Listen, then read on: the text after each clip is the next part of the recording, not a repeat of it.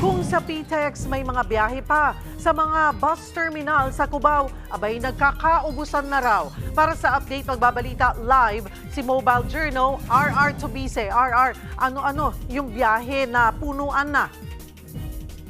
Yes, Cheryl, fully booked na nga ang mga biyahe papunta sa mga probinsya sa norte gaya na lang sa Tabuk, sa Ilagan, sa Tuguegarao at sa Apari. Fully booked na rin ang tickets papuntang Bicol. Samantala, kita naman natin dito sa aking ito ang lagay ng EDSA sa ngayon. Bagamat may panakanakang pag-ulan or pag-ambon, maluwag ang daloy ng trapiko.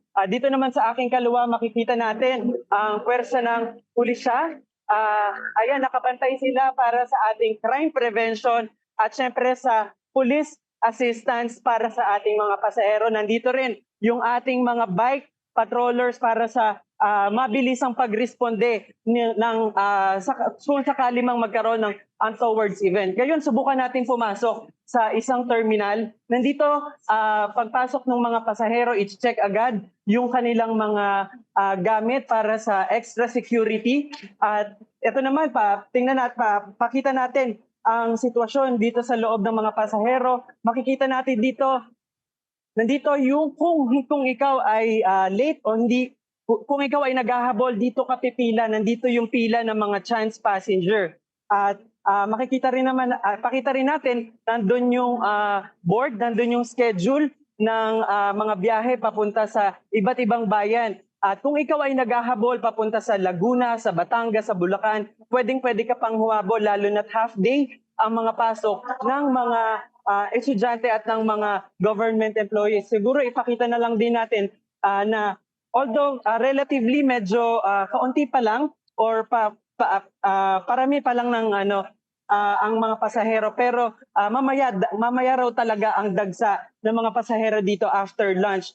Pero ipakita na rin natin, ito paunti-unti, dumarami na rin yung pasahero na pumipila dito sa isang bus terminal dito sa Cubao. Inaasahan nila na mamayang hapon dadagsa sa mahigit 500 passengers ang dadating dito sa Victory Liner. Balik muna sa iyo, Sherry. Sabi mo nga ay punuan na, no? Mahirap nang makakuha ng ticket sa may bahagi ng Tuguegarao, sa Tabuk at ilang pang mga probinsya. Ano ang sabi ng management? Makakakuha ba sila ng special permit para magdagdag ng biyahe?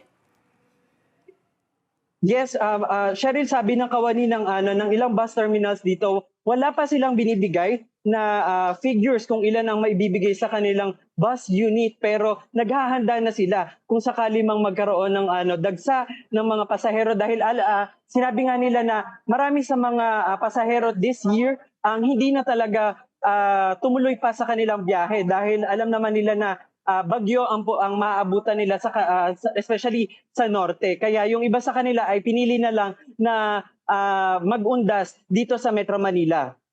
So so hindi na inaasahan yung katulad ng last year na dagsa. Mas matumal ngayon, RR. Cheryl, mas matumal ngayon yung mga biyahe papunta sa norte, pero yung mga papunta naman sa south, sa Laguna, sa Batangas, especially sa Bicol, dahil nag-open na rin yung mga road, wala nang nagkaroon na rin ng clearance. Ganun pa rin yung number, yung volume ng mga pasahero. Pero yung mga pasahero papunta sa norte, doon talagang kumonte yung mga pasahero. Maraming salamat, Mobile Journal, RR Tubise.